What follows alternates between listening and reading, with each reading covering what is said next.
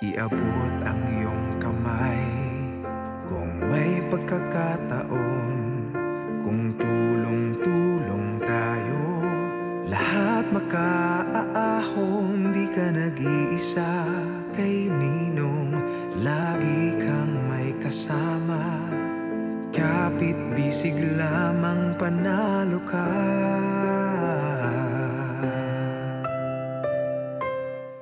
Ito ang ating misyon. Parating ang ating kapwa Pilipino mula sa 3 isla sa lahat ng probinsya sa bawat rehiyon. Gawing moderno ang isang tradisyonal na kultura na may diwa at mensahe ng pagtutulungan at pagkakaisa. Muling buhayin ang kahulugan ng bayanihan, ipakalat ang tunay na pagdadamayan. Sa panahon ng pangangailangan ng ating mga kababayan, tutulungan at tuturuan natin silang tulungan ang kanilang mga sarili para makamit ang mga pangarap sa kanilang komunidad, mga proyektong mapapakinabangan ng bawat sektor ng lipunan, ang ating taus-pusong hangad sa bawat lalawigan. Maging halimbawa at inspirasyon sa pagpapatibay ng pananalig at pagbibigay ng pag-asa at maiiwang pamana sa lahat ng henerasyon. Simula na ng ating modern day bayanihan. Ikaw, ako, lahat tayo kayang-kaya ipanalo kung dadamay bawat isa. Ikaw, ako, gaganda itong ating buhay. Pagtutulungan, pagmamahalan, yan ang ating kailangan sa buhay aangat. Winner tayo lahat. Ang mga magtutulungan sa misyon na ito. Ang inyong pong lingkod at kaagapay, Jelly de Belen po. Ako ang makakasama niyo mula sa studio para simulan ang pagtalakay at paghimay sa mga kwentong ating makakalap. Sherilyn Reyes Tan. Pero sa gitna ng magagandang tanawin na ito, meron tayong mga kababayan na nagsastruggle para maitawid ang kanilang pang-araw-araw na buhay. Patricia Tumulak. Nakakalungkot dahil nakakaranas pa rin ng problema sa kabuhayan ang ilan nating mga kababayan dito. Sila naman ang iikot sa bawat probinsya ng Luzon, Visayas at Mindanao upang kamustahin at damayan ang ating kapwa Filipino.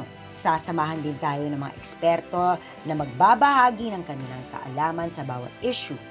At si Manoy Wilbert T. Lee, siya ang mangunguna sa ating panel of experts sa desisyon upang resolbahin at aksyonan ang mga problema at pagsubok ng ating mga kababayan. Nakaka-overwhelm. Ito yung gusto natin. Tulungan natin sila, nakakagawa tayo ng difference sa buhay ng mga tao. Good morning mga kapuso! Nandito na naman tayo sa isang episode na puno ng inspirasyon, pag-asa at bayanihan. Good morning, Manoy! Good morning, Jelly. Good morning din, Pat. Ano ba yung mga challenges at problemang nakita ninyo na kinakaharap ng ating mga kababayan ngayong linggo na pwede nating hanapan ng solusyon? Naku Manoy, meron tayong 2 grupo ng mga tatay na meron talagang problema at susubukan nating solusyonan yan. Ngayon, tamang-tama yan kasi Father's Day, di ba? So si Patricia, pumunta siya doon at inalam niya kung ano ba talaga ang problema at sitwasyon nila doon. Eto, Patricia. Manoy, Jelly, 2 komunidad ang pinuntahan ko ngayong linggo. Isa sa Cabanatuan City, sa may Nueva Ecija, at isa naman sa Pasay City. 2 magkaibang mukha ng mga tatay at ang kanilang mga hinaing ang inalam ko. Maganda nga matutukan natin yan, Pat and Jelly. Pakicheck nga kung sino ang mga experts na pwede nating makausap para mabigyan tayo ng mga suhestyon at solusyon, no? Kung paano natin matulungan itong mga tatay na nabanggit ni Pat. Ora mismo, Manoy. Wala na tayong aaksayang panahon. Let's go. Okay, let's do this. Pat, alamin mo ang kwento at mga problema nitong mga nabanggit mong tatay. At Jelly, pakihanap at make sure na meron tayong mga experts na makausap tungkol dito para mabigyan tayo ng mga suggestions nila, no? At mga solutions, malaman natin kung paano natin sila matutulungan lahat. Ayan, naman. Ilan Pwede po ang pong anak niyo ano, dito nakatira? 3 po. Bali, iniwan po kayo ng isis niyo po, tay? Ganon. Pwede ko po malaman kung ano po kaya rason. Baka yun ang mga pangkaraniwang dahilan ng mga katulad kong iniiwan sa kabuhayan. Sumuko dahil sa kahirapan.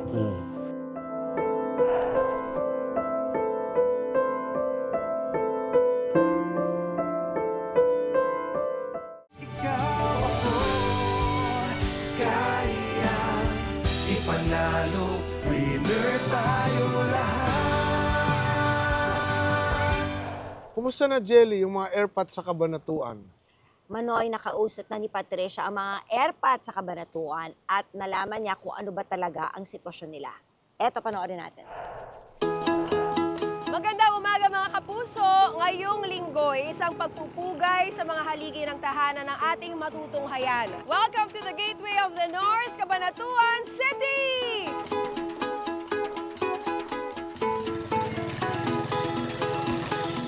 Dito sa Nueva Ecija, matatagpuan ang tricycle capital of the Philippines. Bukod dito ay pangunahing kabuhayan din ang pagtatanim.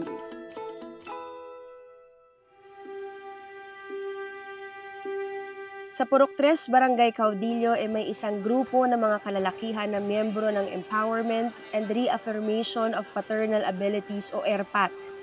Isang grupo na binuo mula sa programa ng Department of Social Welfare and Development na naglalayong tumulong sa mga tatay at sa kanilang mga pamilya.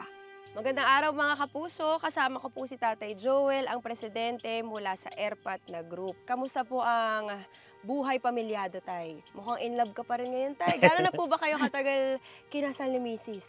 May 30 years na rin. Ilan po ang pagbubunga ng inyong pagmamahalan? 4, 2 babae, 2 lalaki. Sino-sino po ba yung kadalasang napapabilang po dito sa grupong ito? Ang mga miyembro po namin, karamihan kasi sa amin dito kasi kami ang tinatawag na farm barangay. So karamihan dito mga farmers, may mga fishermen din naman kami, at saka yung mga tricycle driver. Ilan na po ba ang miyembro ng grupo niyo po, Tay? Dito lang po sa Caudillo namin ay umabot na rin po mahigit 100. Active po kasi kami dito sa Caudillo kasi kami to yung tinatawag na catch basin kasi pagka may kalamidad. Ang ano namin, samahang ng ERPAT, kami po nangunguna, halimbawa, kailangan ilikas yung pamilya, kailangan ng tulong. Kami po na unang nagre-responde. Ano po ba yung benepisyo o tulong na natatanggap po nila mula sa grupo? Halimbawa po, yung sa may kasamahan kaming nangailangan ng trabaho, ginawang bantay bayan, may mga seminars doon na nag-ano ng counseling sa family, may mga batas, kung paano makisama sa tao. Ngayon pag-usapan naman natin tayo mga suliranin na kinakaharap po ng grupo. Ang problema namin, pabuhunan sa pagtatanim sa tubana. Hindi biro tayo yung mga kinakaharap niyong suliranin. Ano kaya sa tingin niyo tayo ang solusyon sa mga problema niyo po? Siguro more prayers and sipag pa.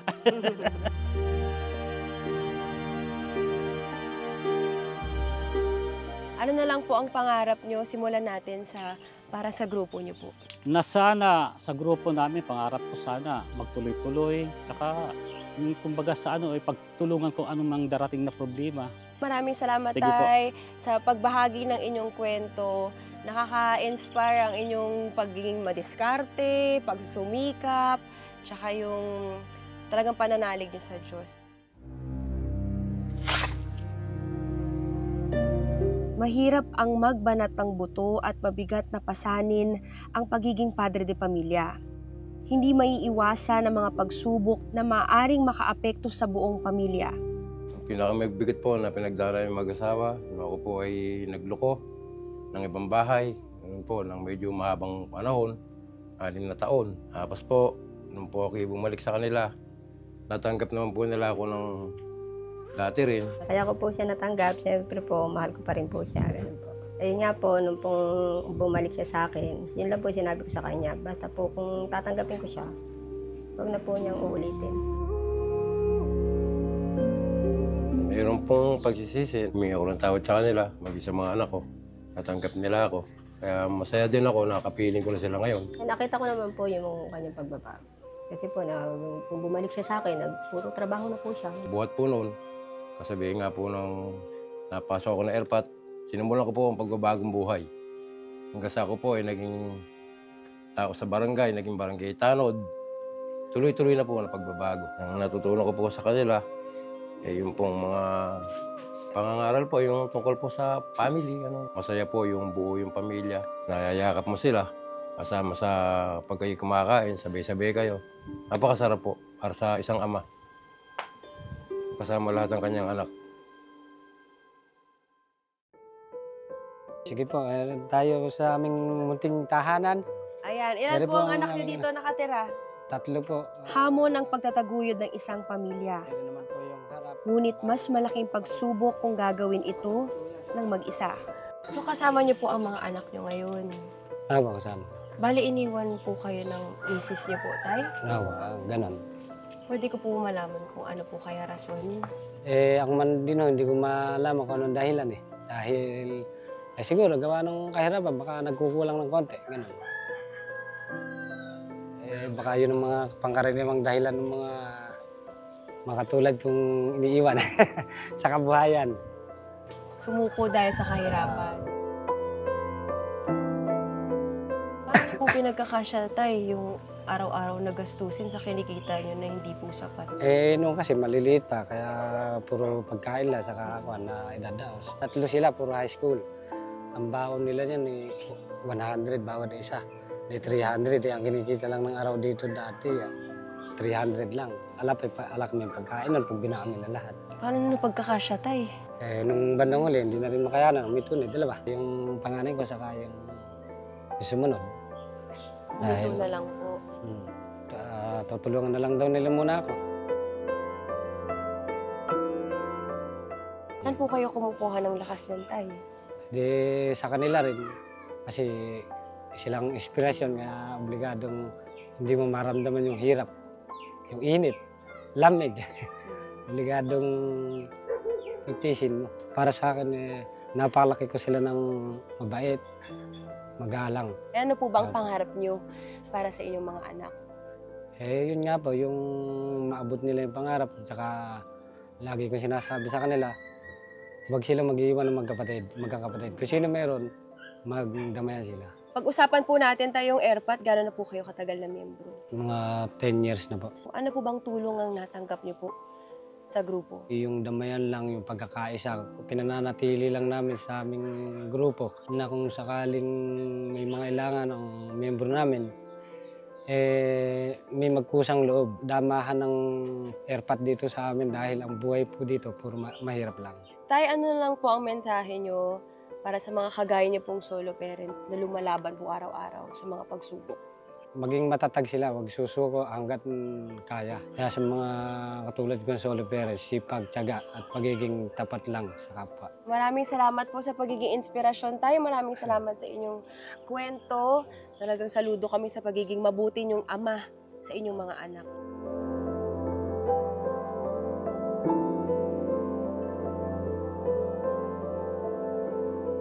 Mabigat na responsibilidad ang pagiging isang ama. Mahirap maging waran, lalo na sa harap ng iba't ibang suliranin hatid ng kahirapan at iba pang pasanin sa buhay. Balik sa inyo, Jelly at Manoy Wilbert. Ako naman, Manoy, pinuntahan ko talaga ang ating expert, si DSWD Assistant Secretary Irene Dumlao, at talaga nag-usap kami. Ito ang pinag-usapan namin. Kasama natin ngayon si DSWD Assistant Secretary Irene Dumlao. Welcome back! Magandang umaga, Miss Jelly. And of course, maraming salamat muli sa pag-imbita sa DSWD. Ako, kailangan ka namin tanungin na maraming beses na kung ano-ano, ASEC. Pero first, gusto ko munang i-commend, nakakatuwa na after watching the interviews of Patricia, parang nakita ko parang ang Pinoy talaga, kahit na maraming pinagdadaanan, maraming challenge sa buhay, may maraming problema, nakukuha pa rin ngumiti, always sees the brighter side in life. Tama yan, Miss Jelly. Talagang nakikita natin yan sa mga Pilipino. Na kung ano man yung pinagdadaanan natin, ano man ang hirap, we really look at the positive side of things. Always. And that's how we survive. I think that's why we Filipinos are very resilient kahit na marami pinagdadaanan. Pero I think kasi napakalaga sa ating mga Pilipino yung pagtutulungan. Ang isang problema hindi lang sinusolo ng individual o ng pamilya. Merong mga communities na tumutulong sa Which atin. brings me to our issue today, our program today. It's most of your programs are community-based, of course. Pero ito special to kasi usually yung mga programs na meron ng DSWD and other agencies, it's always, not naman always, but a lot are focused on women and mothers and mga ina. Pero kakaiba ito kasi itong program na ito, ERPAT, is focused on fathers. Can you tell me more about this? Ano ba talaga itong ERPAT? Okay. Isa sa mga principles kasi ng social protection which the DSWD is leading ay inclusivity. So dapat po hindi lamang limited. Kasali lahat. Tama, hindi lamang po limited sa isang particular na sektor. Dapat po lahat kabilang. Kung kaya nga po, ang ating ahensya bumuo ng isang social technology na tinatawag nga nating enhancement and reaffirmation of paternal abilities na naglalayo na mapagpabuti o mapagbuti yung parenting skills ng mga kalalakihan nang sa gayon makatulong sila sa kanilang respective families and likewise in the community. Alam naman po natin sa ating kultura, malaki ang pagtingin sa mga kalalakihan. Pero through this program, we wanted to promote positive masculinity. Nang sa gayon, maging reflective talaga na equal ang pagtingin ng ating komunidad.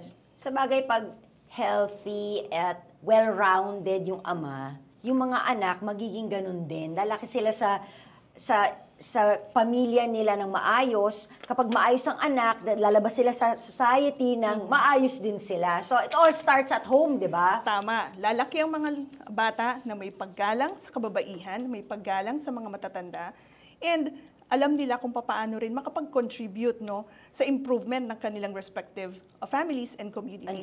Pinopromote natin ang active participation sa kanila. Ang ganda nitong program na to. So aside from, this program na it caters to making the single dads or any dad a better father figure, better husband, or a better person for the community. Ano pa po ba ang benefits nitong ERPAT na program ninyo? Okay, dahil kinakapacitate natin at ini-inform natin ang mga kalalakihan, yung ating mga Ano po yung mga binibigay sa kanila na information, and what are the programs that they do? Okay. As members? Yes, bilang bahagi ng pagbubuo nga ng DSWD for the ERPAT, gumawa tayo ng isang module. At itong module na to, ang naging basihan naman ng mga local government units o yung mga local counterparts ng DSWD in conducting ERPAT sessions. Anong ERPAT sessions? So kumbaga, meron silang pagpupulong, yung mga kalalakihan sa isang barangay ay nagpupulong at nagkakapacitate sila. Meron tayo. Ano ibig sabihin po nun? Meron tayo pong mga nagtuturo sa kanila paano ba nila dapat gampanan yung kanilang mga tungkulin at responsibilidad bilang mga magulang, bilang tatay. Kabilang dyan yung paano mo mamahalin ang iyong asawa. Paano mo tutulungan ang iyong asawa palakihin ang inyong mga anak? Ano yung mga kinakailangan mong gampanan din bilang miyembro ng iyong komunidad? Kaya nga dito sa ERPAT, nabubuo rin yung support network amongst fathers. Na sila mismo. Kasi nagkikita sila palagi eh. Tama. So sila yung nag-uusap at nakikita nila yung kahalagahan nga pala ng pagtutulungan at ginagampanan din nila yung responsibilidad ng isang nanay. So nagkakaroon ng shared responsibility and napropromote yung positive influencing.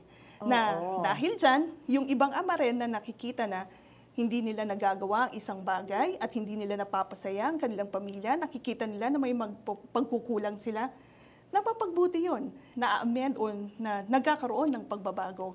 And that somehow improves the relationship with their families and with the entire community. At hindi lamang yan, na-prevent din yung mga ibang ills of the society. Kagaya nung paggamit ng illegal na drugs. Yung mga inuman-inuman tama, yung mababawasan lahat yan. Vices, nababawasan yan because our fathers have improved paternal abilities already. And I heard na hindi lang po yan, kasi pati mismo yung community natin sa Nueva Ecija, they help out pag may mga crisis, pag may mga problema. Sila yung grupong nag-a-assist sa mga LGUs. Is that true? Tama po iyan. Dahil nga nakakapacitate natin yung mga tatay natin, nalalaman nila ano ba yung mga responsibilidad nila na dapat nilang gabanan, hindi lamang sa kanilang pamilya, kundi sa komunidad, nagkakaroon ng mekanismo o platform para sila ay magtulong-tulungan dahil sila ay well-informed. So kapag meron pong disasters, sila mismo, hindi yung nagbabayanihan, sila mismo ang nag-encourage ng volunteerism. Diba? At talagang nakakatulong sila. Ito yung gusto nating talaga makita. At habang ganyan sila, yan ang nakikita ng mga anak nila. So kung ano nakikita ng mga anak nila, magiging ganun din sila sa kanilang pamilya. Tama po iyan. Actually, nung pinanood natin yung kanina mga in-interview, parang may effect na sa kanila kasi the way they speak, the way they talk, para kung anong importante sa kanila, yung pamilya, kung paano mag-survive. Ang importante, maging mabuting mga tao yung mga anak nila. Di ba parang feeling ko, na-imbibe na nila talaga yung airport. And Yes. I hope na, is this in all the communities in the Philippines? Yes, ito ay bahagi nga ng interventions and assistance given by the DSWD to our local counterparts because nga ang social welfare naman, hindi lamang po ipinapatupad ng DSWD. Napakahalaga po na ito ay i-replicate ng ating mga local social welfare development officers. Now, isa po yung napakahalagang stress natin dito is yung empowerment. Dahil nga natututo na sila, alam nila kung they become active citizens of their communities, alam po nila kung saan dapat humingi ng tulong. Oo nga. So kapag meron pong mga pangangailangan sa kanilang pamilya o sa kanilang komunidad, alam na po nila kung sino ang lalapitan na ahensya ng pamahalaan.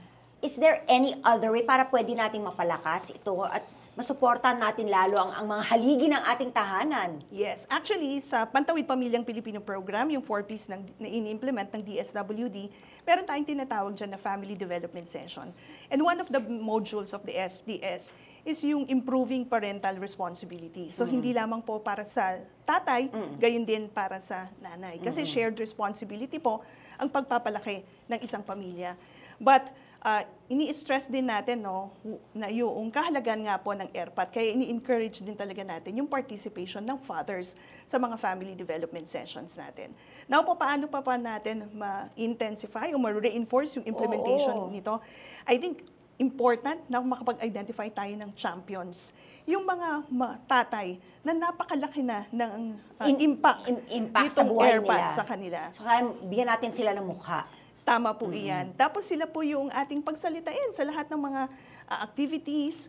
Sila po yung magpapatunay kung gaano ka-epektibo itong intervention na ito sa kanila. Nang sa gayon, makapag-encourage pa tayo ng karagdagang tatay, makapag-inspire tayo ng mga iba pang mga tatay na mag-participate sa mga activities na ito. And by so doing, we could come up with a community of empowered fathers na silang nagre-respeto sa mga kababaihan, nagproprotekta sa kanilang mga anak. Eventually, makakita natin na napakaganda ng isang komunidad. Maraming salamat, Asek. Ngayon naman, pag-uusapan namin ni Manoy kung paano ba natin matutulungan ng ERPAT. Paano nga ba? Pag-usapan natin ito, Manoy. Kamusta naman ang buhay ng pagiging ama? Mahirap. Kasi mula nung iniwanan kami ng ng asawa ko na pumanaw, talagang ako na lang talaga yung bumuhay sa kanila.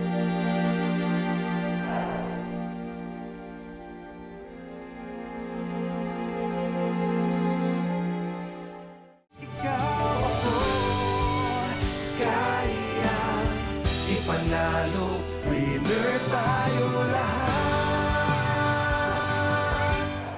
Kumusta naman, Jelly, yung mga Golden Geese na tatay sa Pasay? Kumusta naman ang sitwasyon nila? Ayan, inalam na talaga ni Patricia at eto ang nakuha niya. Panoorin natin.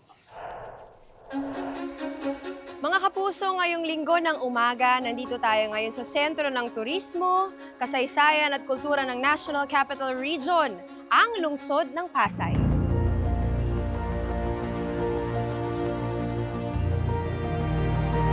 Kilala bilang The Travel City, dagsa ang mga turista sa iba't ibang tourist hotspots ng syudad. Matatagpuan dito ang ilang makasaysayang gusali na sumasalamin sa husay at galing ng mga Pinoy sa sining, kultura at pagtatanghal. Pagdating sa pagtatanghal, hindi matatawaran ang talento ng mga miyembro ng LGBTQIA+ community.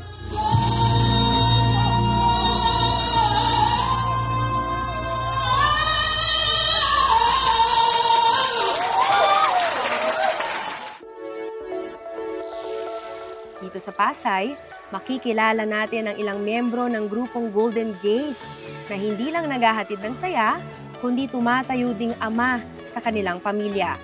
Tunghayan natin ang kanilang natatanging kwento. Mga kapuso, kasama ko po si Jose Rominis Jr. aka Neneng Bagsik. Bakit nga ba alias Neneng Bagsik? Saan nga ba galing ang Neneng Bagsik na yun? Kasi nung nagsimula ako ng 1995, ang ginagawa ko, comedy impersonator talaga. 1996, doon ako natawagan ng Neneng Bagsik kasi talagang super comedy talaga ako. As in, nalulus ko talaga yung mga nakakalaban ko sa battle impersonator tsaka sa gaya-gaya Puto Maya. Kaya naging Bagsik kasi kontesera ka. Yes, talagang kontesera. Doon ko talaga, pero yun talaga na ginawa ko ng hanap buhay. Mapunta naman din tayo sa pagiging membro ng Golden Gays. Ilang taon ka na rin bang membro dito?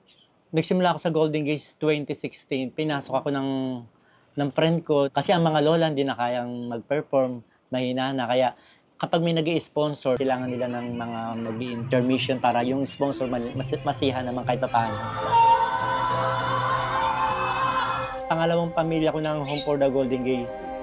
Sa lahat ng mga natatanggap kong biyaya, malaking tulong po sa pamilya ko na kahit paano may naiuwi rin ako sa pang-araw-araw sa kanila. Mapag-usapan naman natin ngayon ang personal mong buhay. Nagkaroon po ako ng asawa. Pinangarap ko talaga magkaroon ng anak kasi ayokong tumanda ng ganito lang. Hanggang sa dumating nga yung napang-asawa kong si Leia na nakilala niya akong bilang gay hanggang sa nagkagusto siya sa akin.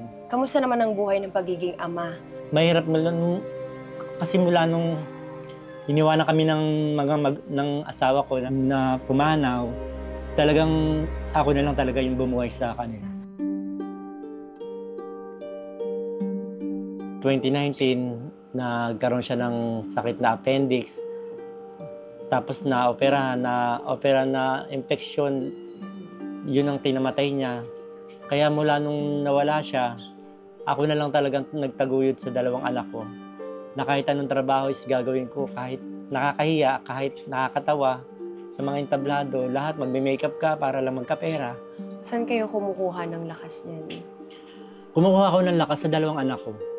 Talagang kahit saan na kami magpunta, ang sinusukli kasi nila sa akin is hindi nila ako kinakahiya kahit na bading ako. Sapat na hindi ka ikahiya at proud sila sa'yo. Totoo yan. Yun ang pinakamasarap na pakiramdam. I'm sure po na hindi biro na mag-isa ka na lang na tumataguyod sa mga anak niyo. Ano na lang po ang mensahe niyo para sa anak niyo? Paulit-ulit kong sinasabi sa kanila na maging mabuti silang tao. Yun lang. Neneng Bagsik, maraming salamat sa pagbahagi ng talagang antig niyong kwento. Madalas silang ikahon ng lipunan. Sa kabila nito, pinipili nilang bumuo ng sariling pamilya at tumayong haligi ng tahanan. Ako po si Noelito Muñoz, 92 years old, alias Madonna. 10 years na ako member ng Golden Gay. Ako po ay kinupkup ng kaibigan ko na matalik kaibigan. Ngayon may anak siya maliit, hindi masikaso. Ako na nag-alaga hanggang kinaaral, kinder, hanggang high school. Tapos yun, naging anak-anakan ko dahil nawa ako sa mag-asawa, hindi masikaso. Ako pa naghahanap ng buhay, nangangalakal, tinda, para matulungan ko siya, bigyan ng baon niya yun. Ang gusto ko pa sa kanya, matapos ang pag-aaral niya para kapasok ng magandang trabaho. Ang hinihingi ko lang po na dasal ko na sana magkaroon ako ng pera araw-araw, yun lang, para hindi ako mahihirapan. Pag nag-stroke nga ako, nahirapan akong galaw. Hindi man tradisyonal, sinisiguro nilang puno ng pagmamahal ang pamilya sa kabila ng mga hamon sa buhay. Mga kapuso, kasama ko ngayon si Ramon Busa, aka Monique de la Rue. Tama? Yes, correct. Okay, magandang araw. Kamusta? Eto, ma-beauty pa rin ang lola. Kamusta ang pagiging presidente ng Golden Gaze? Mahirap na masaya.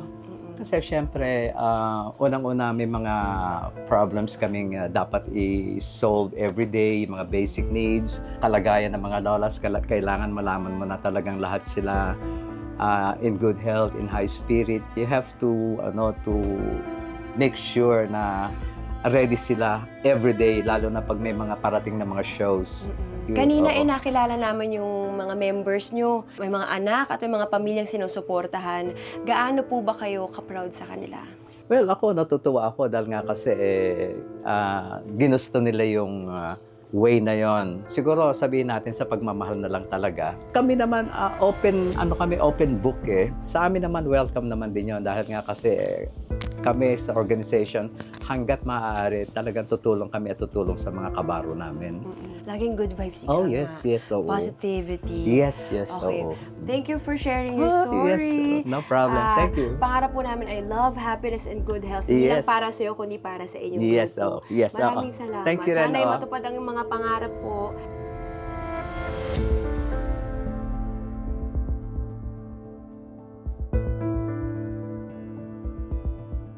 Sa likod ng kanilang mga ngiti at makukulay na pagtatanghal, pasan nila ang responsibilidad ng pagtataguyod ng kanilang mga anak. Kahit mahirap, lumalaban para sa kinabukasan ng kanilang pamilya. Balik muna sa inyo, Jelly at Manoy Wilbert. Manoy, para sa kwento ng Golden Gaze natin sa Pasay, nakilala natin si alias Madonna na 93 years old. Meron po tayong nakausap ng mga eksperto. Parte sila ng LGBTQ+ community at eto ang kwento nila sa atin. Panoorin niyo. Kasama natin ngayon si Vince Liban, National Convener of Pride PH and Pantay, at si Ari Samsico, National Spokesperson and Secretary General of Bahaghari. Hello! Hello po. Magandang umaga po. Good morning. Good morning. Okay, so, tatanungin ko na kayo kaagad. Ang pagtataguyod kasi ng isang pamilya, in itself, is a challenge. Yes. Mapalalaki, mapababae, mapa-single mom, single dad, unconventional family, it is difficult. Kasi, may magpalaki ng alak, finances, environment, lahat-lahat yan. Pero for someone like the Golden Gaze or in your community, for them to decide or for you guys to decide to have your own family, whether biologic or not, it is even more challenging. Yeah. Ano yung take nyo doon? Kami po sa Pantay, naniniwala kami na yung families are dapat founded on love, no? Kailangan may pagmamahal, pagkalinga at pag-aaruga at syempre respeto sa kapwa. Especially sa LGBTQ+ community na we recognize families hindi lang for the biological ones but also for the chosen ones. Yes. So as long as nandun po yung pagmamahal, pagkalinga at pag-aaruga at syempre yung respeto sa kapwa, we consider them as families. And we're proud, to see people thrive. Nakakatuwang makita yung pinipili ng isang tao na magkaroon ng sariling pamilya, na magmahal at maging maligaya. At maging maligaya. Pero thinking na iba ang challenges ng community nyo as it is. And then to actually want to mangungup pa at di ba mas mahirap pa yon? I think po na marami kasi talagang pagmamahal na kayang ibigay yung members of the LGBTQ+ community. Especially na hindi naman po lahat naggaling sa lovable families that supported them. And I think one of the reasons why they want to have chosen families or they choose to have families that they can love for their own is because gusto nilang iparanas yung dapat naranasan at nararanasan ng lahat na pagmamahal when it comes to families. I love that. Chosen families, they choose. That is inspiring. Ano ba yung importanteng takeaway natin from, actually, you said it na. Yun ang one of the most important takeaways is just to have a family that you will love and take care of. Mm-hmm. And do you see a lot of this in the community, in the LGBTQIA+ community? Yes po, there's a lot. Actually po, when it comes to the LGBTQ+ community, we actually treat each other as family. Anong una mong natututunan kapag napapanood mo yung mga ganito? What sinks in? Love po talaga. That every person has this type of unconditional love they can give to different people regardless kung kamag-anak nila or kung relative nila. Wala siya kung kadugo mo ba yung tao. Nandun siya sa pagmamahal na kaya mong ibigay kasi yun yung gusto mong gawin. Maganda na nasusurface natin yung ganitong stories kasi these are lived realities. No? Nangyayari talaga siya, and even when we celebrate Pride, we see different types of families banding together to celebrate their love for each other. Siyempre, pero nandun pa rin po yung takot at pangamba minsan. Dahil marami pa rin po yung, syempre, kinakaharap na problema. Nandyan yung diskriminasyon, nandyan yung pag-iiba, pagsasantabi. No? Even halimbawa sa pagbibigay ng services minsan, nakakalimutan na, ito, family sila or household sila. No? There are only certain local government units that would recognize LGBT-led households as families or as households. So that's a continuing challenge. Yes. Kaya po rin yung mga grupo namin, kasama sa mga pinapanawagan namin ay syempre yung the SOGI Equality Bill. We hope to live in a country where no one is discriminated and where people are celebrated for who they are. Kasi tsaka kapag may diskriminasyon, tsaka kapag may pagsasantabi, 'di ba? So, pero the good message is mas happy pag may equality. So itong Golden Gaze, it's a community. Ay, kilala na yan matagal na yan. Actually, nung minention sa akin yan, familiar na ako sa Golden Gaze.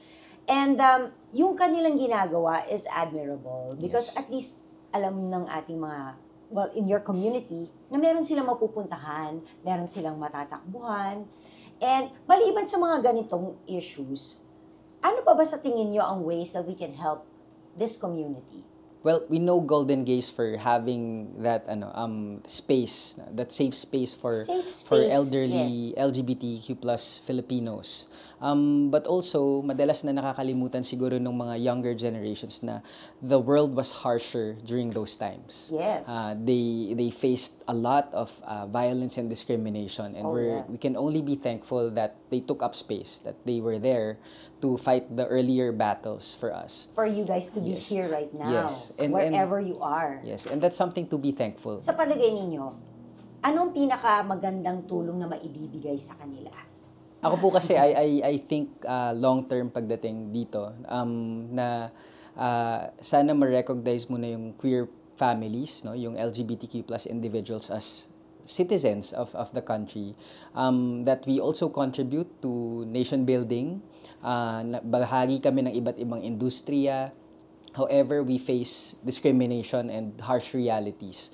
So, yung una po siguro is the SOGI Equality Bill for an anti-discrimination law that could protect people, anuman yung kanilang kasarian. Pangalawa po, maisama sana tayo doon sa tinuturing na pamilya or households. Nasimulan na ito ng Pasig. Quezon City is also doing its best to provide for LGBTQ+ families or non-conventional families. And I hope more and more LGUs could support this. Pagdating naman sa Golden Gaze, yung basic needs actually yung madalas na hinihingi nila eh. Kasi hindi naman sila araw-araw nakakapag-perform. Hindi naman sila monthly nakakapag-gig. Hindi naman araw-araw may show, di ba? Yes. So, yung basic needs po dapat kailangan merong social security din for people like them. Elderly, mga pa-retire na po na citizens, LGBT man o hindi. Dahil they've proven themselves to be parents or household heads, no, ng kanilang mga pamilya. And it's time also for us as a community to give back to them. Yung sa akin din naman is mas long-term din siya na kailangan talaga ng pagkakapantay-pantay, not only in gender. Kasi need po natin ng pantay-pantay na opportunities for everyone to thrive. So, nakakalimutan kasi natin bakit ba ito yung history ng Golden Gaze. Bakit ba entertainment yung pinasok nila? It's because walang equal opportunities presented to them as members of the community. Mahirap na iba ang gawin. Opo, mahirap kumuha ng trabaho. pag marginalized ka, tas LGBT ka pa, mahirap humanap ng stable job kung hindi ka rin nakapag-aral. And reality din po to ng karamihan sa LGBT sa bansa natin na nadidiscriminate sa trabaho, nadidiscriminate sa schools. Kaya po, talagang equal opportunities for all. Okay, so for the long term, klaro tayo. Yung short term, klaro din tayo. Like, the immediate needs ng ating mga, well, kapwa Pilipino pa rin, di ba? Yes, I mean, po. they're still our kababayan, di ba? Hindi lang sila yung LGBTQ+. And I guess ang takeaway dito is just to be kind. Yeah. Just to be kind and respect, no? And it's kasi, if you focus on what they've done, what they've decided to do, I as a mom, it's hard, it's difficult. Mahirap. Meron na akong katon sa buhay, nahihirapan pa rin ako bilang magulang. Mas nakakaangat-angat sa buhay, mahirap pa rin. Eh what more ang marginalized na katulad ng ating mga guests na pinanood ng ating mga case studies na pinanood natin kanina. Mas mahirap ang buhay sa kanila. Pag-usapan naman natin ngayon si Nening Bagsik at si Madonna. Ano masasabi nyo na itong tinahak nilang landas ang magkaroon ng sariling pamilya, si Nening Bagsik, biological kids, sarili niyang mga anak. Tapos ito naman si Madonna at a very advanced age, maybe in the 70s, naisip niyang kumupkop ng isang bata and now that he's in his 90s, papaaral, nagpapalaki pa rin siya ng anak. I mean, Yes. how selfless can you get, di ba? So, ano masasabi niyo sa mga buhay na tinahak nila? Nakaka-proud po at nakaka-inspire to see LGBTQI+ people na bumuo ng sarili nilang pamilya. It shows their unconditional capacity to love and at the same time magsakripisyo para sa kapwa, para sa mahal nila sa buhay. Nakakatuwa po no, na may mga ganitong tao, kagaya ni Nening Bagsik at ni Madonna. Kasi pinapakita po nito na ang pagiging tatay, wala siyang requirement. Basta kailangan mahal mo yung mga anak mo, gagawin mo yung lahat para ma-provide sa kanila yung kailangan nila. It's enough to become a father. Na hindi mo kailangan na kung ano yung standard na binibigay ng society na dapat ganito kang tatay. Straight man ka o Oo, straight woman, ganyan. Na dapat matikas kang tatay. Kasi macho. dapat macho. Pero pinapakita ni Madonna and ni Nening Bagsik na hindi kailangan ng ganun. Kasi ang kailangan nila ay mahal nila yung mga anak nila at binibigay nila kung ano yung kailangan nila. Yun ang importante sa lahat. Thank you very much for lending us your time and your expertise. Salamat, Vince and Ari. Balik tayo ngayon kay Manoy para malaman natin kung paano ba natin matutulungan ang ating golden gays. Hello! Mga loves!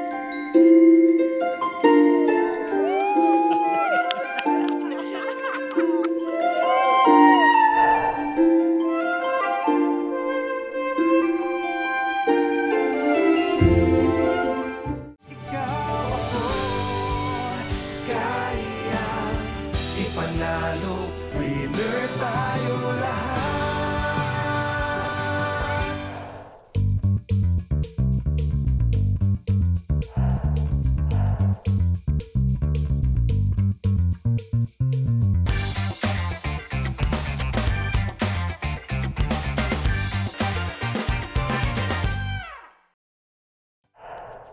Jelly, pagkatapos nating mapanood ang kwento ng mga tatay ng Airpods sa Cabanatuan City at ang mga Golden Gays ng Pasay City at marinig ang inputs ng ating mga experts, napag-isipan na natin kung ano ang mga pwede nating maitulong sa kanila, alam natin, mabigat na responsibilidad ang pagiging tatay.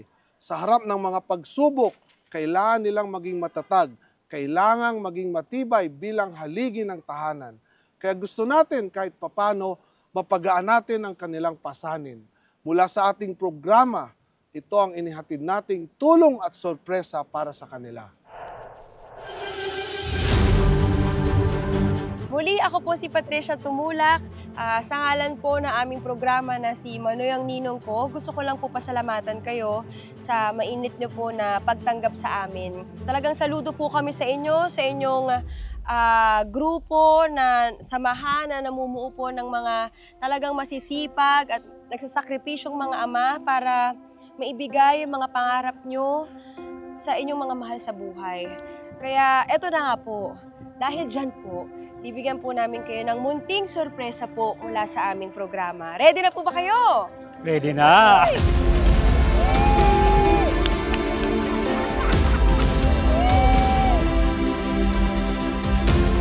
Happy Father's Day po!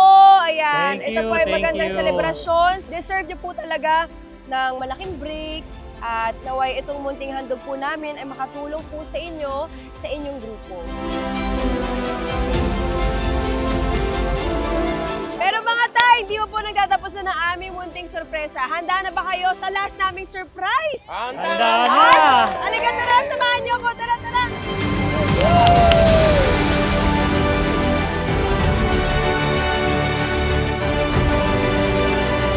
Meron po tayong additional na sorpresa. Meron po tayong libreng gupit. Yay! Meron tayong manicure, pedicure. Kung dati laging kayo ang nagbibigay at nag-aalaga, ngayon kayo naman naaalagaan. Happy Father's Day po ulit! Thank you!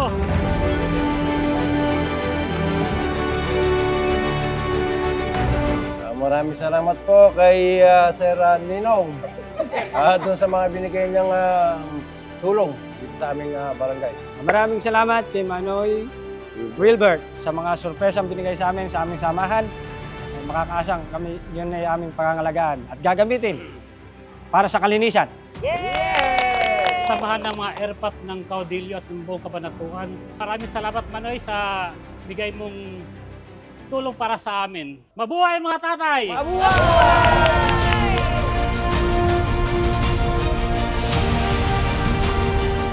Ama, itay, tatay, papa o daddy. Ano man ang tawag sa kanila, sila ang haligi ng bawat tahanan. Hindi man nila aminin, sa likod ng kanilang katatagan, hangad din nilang magkaroon ng masasandalan. Taos-puso ang aming pagpupugay sa mga bayani ng ating buhay. Maraming salamat po sa ating mga minamahal na tatay. Mula sa Kabanatuan, punta naman tayo ng Pasay.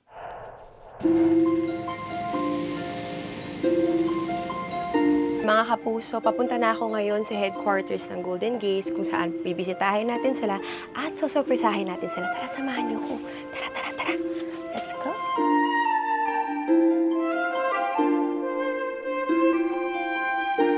Hello!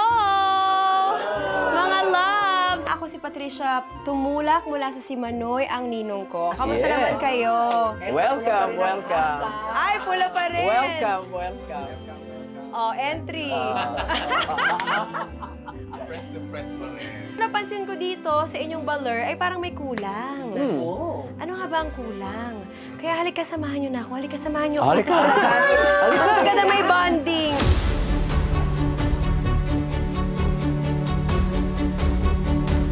Gusto ko lang magpasalamat sa inyo sa mainit na pagtanggap sa aming programa at pati sa akin lalo na ramdam ko ang pagmamahal nyo sa akin. Kaya ako kayo mahal. Kaya ako talaga love namin ang LGBTQIA+ community, pati ang inyong grupo. At maraming salamat sa pagbahagi ng inyong kwento, sa pagiging inspirasyon para sa ating mga mahal sa buhay, di ba? At sa pagiging tatay at pagpapakita ng, kumbaga, selfless love. Uunahin yung ibang tao bago ang sarili. Uunahin ang pamilya, ang mga anak. Talagang napakita nyo sa akin, naparamdam nyo sa akin kung ano ang tunay na pagiging ama. Kaya maraming salamat sa inyo. At syempre, deserve nyo ang suporta na kailangan nyo matanggap. Kaya naman ang aming programang ito ay may munting handog sa inyo. Ready na ba kayo? Okay, tawagin na natin sila.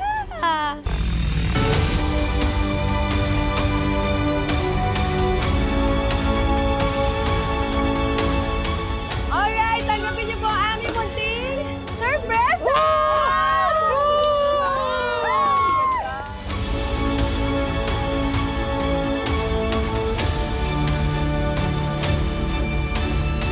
Ayan ang mga groceries nyo, pang-araw-araw.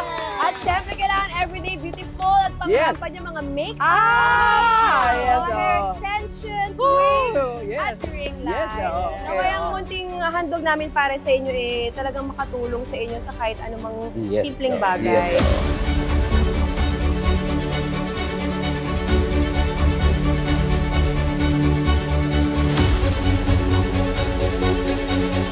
Maraming salamat kay Congressman Wilbert Lee sa lahat ng pagmamahal at ayuda na pinadala niyo sa amin. Malaking tulong to para sa mga Golden Gays. Malaking bagay para sa amin, lahat ng mga members namin. Muli, nagpapasalamat kami kay Congressman Lee. Thank you. God bless po.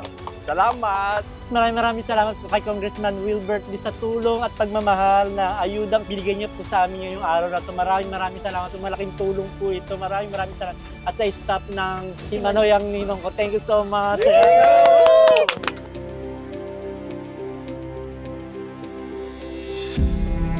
Maaaring kakaiba sa paningin ng iba, ngunit malinaw na hindi ito hadlang o nangangahulugan ng kabawasan o kakulangan sa kanilang pagkatao, sa kanilang dedikasyon at determinasyon na maging mabuting ama at matatag na haligi ng pamilya. Bukod sa nakakabilib at pambihirang kakayahan ng mga ama mula sa Golden Gays na magbahagi ng saya, namumukod tangi rin ang binubuhos nilang panahon, kalinga, at pagmamahal para sa pamilya, kapwa at komunidad. Ikaw, ako, ang mga ama mula sa Golden Gays, tayong lahat, marahil may pagkakaiba, ngunit pinagbubuklod at pinag-iisa ng pagmamahal para sa kapwa.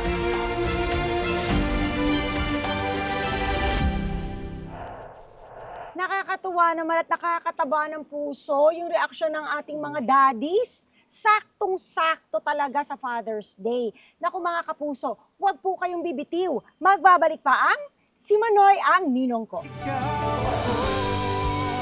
Kaya ipanalo, winner tayo lahat. Ikaw ako, kaya ipanalo, winner tayo lahat.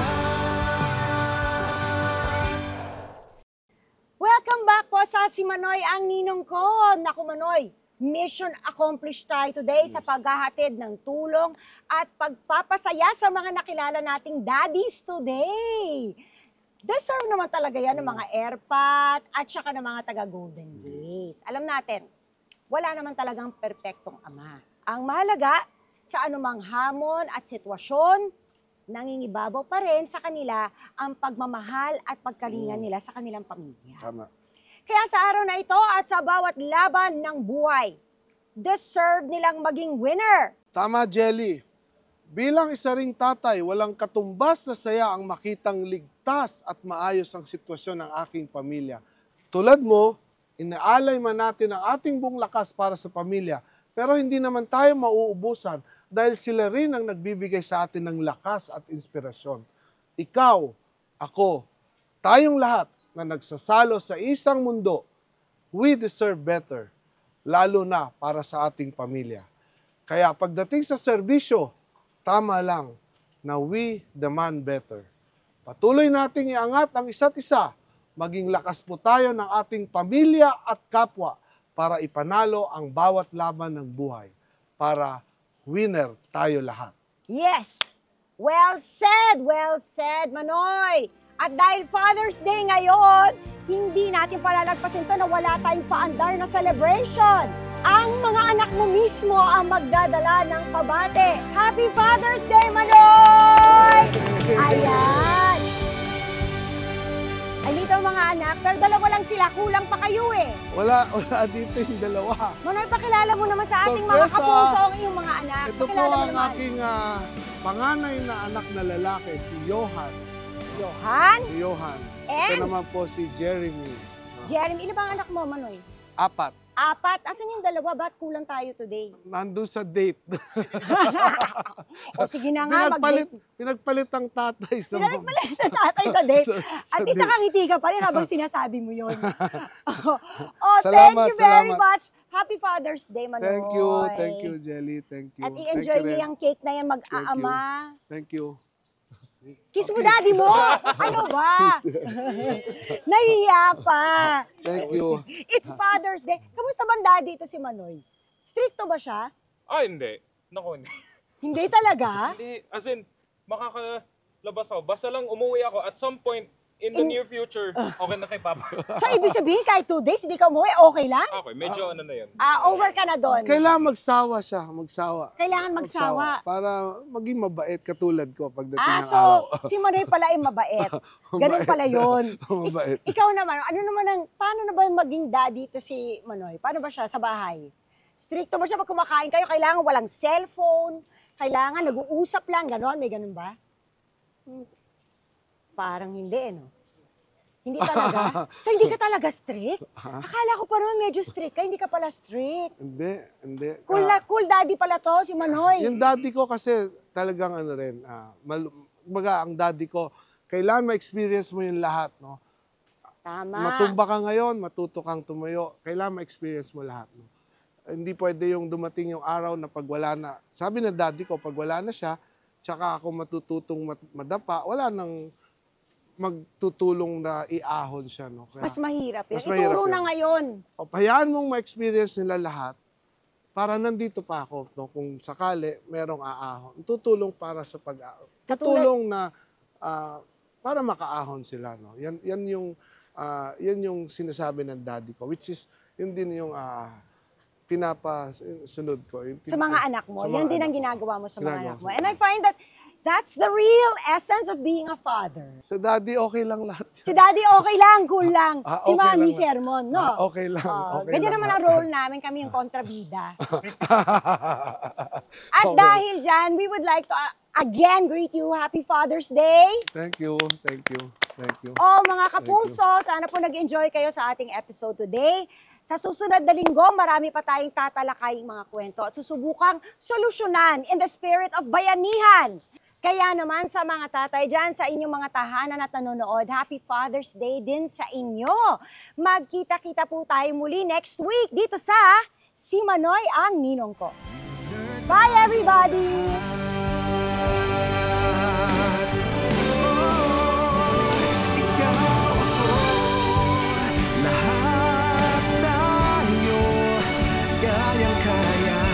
Ipanalo kung dadamay bawat isa.